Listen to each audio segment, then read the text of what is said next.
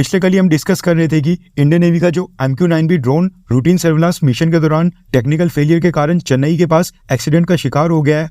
उसको लेकर एक बड़ी अपडेट आ रही है। हम सब सोच रहे थे कि अमेरिकन ड्रोन के एक्सीडेंट के कारण न सिर्फ इंडियन नेवी की सर्विलांस कैपेबिलिटीज प्रभावित होंगी, बल्कि भारत को कई करोड़ों रुपीस का भी नुकसान होगा। लेकिन अब जो खबर निकल कर आ रही है उसके मुताबिक उल्टा अमेरिका ही टेंशन में आ गया है, और अगर सब कुछ ठीक से नहीं हुआ तो भारत इस केस में अमेरिका के ऊपर केस भी कर सकता है। न्यूज निकल कर आ रही है कि साल 2020 में जब भारत और अमेरिका के बीच इन MQ-9B ड्रोन्स को लेकर आपस में नेगोशिएशंस चल रही थी, उस समय दोनों देशों ने आपस में जो कॉन्ट्रैक्ट साइन किया था उसमें एक ऐसा क्लॉज जोड़ा गया था जिससे भारत के कई सौ करोड़ रुपीस आज बच गए हैं। दरअसल दोनों देशों के बीच जो कॉन्ट्रैक्ट साइन हुआ था उस एग्रीमेंट में भारत ने इन ड्रोन्स के खराब होने, इनमें टेक्निकल फेलियर आने और एक्सीडेंट होने का भी एक क्लॉज ऐड करवाया था।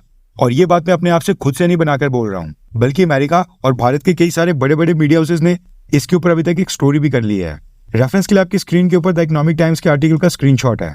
रिपोर्ट के मुताबिक अमेरिकन ड्रोन के एक्सीडेंट होने से इसमें जो भी पूरा नुकसान होगा उसमें भारत की कोई भी जवाबदेही नहीं है। ये ड्रोन्स भारत में इंडियन नेवी के अंडर तो थे, लेकिन इसको जनरल एटॉमिक्स यानी कि जो कंपनी इनको मैन्युफैक्चर करती है उसी के ऑफिशियल्स भारत में ऑपरेट कर रहे थे। ऑपरेशंस का सारा काम जनरल एटॉमिक्स के पास ही था।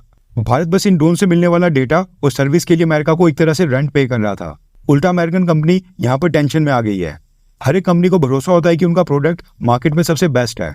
ऐसे में MQ-9B सर्विलांस ड्रोन्स को मैन्युफैक्चर करने वाली जनरल एटॉमिक्स कंपनी ने भी आसानी से इस क्लॉज को उस समय डील में ऐड कर दिया था। ये जो क्लॉज है इसमें साफ तौर पर मेंशन किया गया है कि जनरल एटॉमिक्स भारत को जो MQ-9B ड्रोन्स प्रोवाइड कर रही है उनको हर महीने एक तय टाइम का फ्लाइट आवर कंप्लीट करना होगा। फ्लाइट आवर का मतलब होता है वो टाइम जितनी देर के लिए एक एयरक्राफ्ट या फिर ड्रोन उड़ान भरने के बाद हवा में रहता है। ड्रोन के केस में फ्लाइट आवर्स थोड़े से ज्यादा होते हैं क्योंकि ये कई घंटों तक प्योरली सर्विलांस का ही काम करते हैं। भारत और अमेरिका के बीच इस कॉन्ट्रैक्ट में जो शर्तें तय की गई थी उसके मुताबिक अगर दोनों में से किसी भी ड्रोन में कोई टेक्निकल फेलियर आ जाता है तो फिर उस केस में भी MQ-9B ड्रोन्स बनाने वाली जनरल एटॉमिक्स कंपनी को उतने घंटे पूरे करने ही होंगे। एक तय घंटों का फ्लाइट आवर कंप्लीट करना ही पड़ेगा। उदाहरण के लिए कॉन्ट्रैक्ट में अगर 700 घंटे पर मंथ का फ्लाइट टाइम है तो फिर वो कंपनी को किसी भी तरह पूरा करना ही पड़ेगा।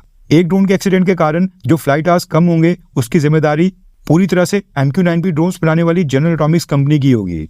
वैसे अगर भारत ने 8-10 ड्रोन्स लीज के ऊपर लिए होते तो फिर उस केस में एक ड्रोन के डाउन होने के बाद उसका सारा टाइम यानी कि जो उसका बाकी फ्लाइट आवर्स बचे थे वो बाकी के 7-8 ड्रोन्स कंप्लीट कर सकते थे, क्योंकि उसमें बढ़ जाता और बाकी के सभी ड्रोन्स डेली 1-2 घंटा एक्स्ट्रा फ्लाई करके वो टाइम किसी भी तरह पूरा कर सकते थे। लेकिन यहाँ पर बस 2 ड्रोन्स हैं, इसलिए जो एक ड्रोन बचा हुआ है वो इतने ज्यादा फ्लाइट आवर्स कंप्लीट ही नहीं कर सकता है।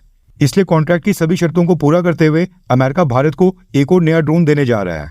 इसके अलावा भारत और अमेरिका के बीच सेम इन्हीं ड्रोन्स को लेकर एक डील भी साइन होने वाली है, जिसको लेकर नेगोशिएशंस एंड स्टेजेस के ऊपर है। ऐसे में अमेरिका इस एक्सीडेंट को लेकर भारत के साथ पूरी तरह से कोऑपरेट कर रहा है।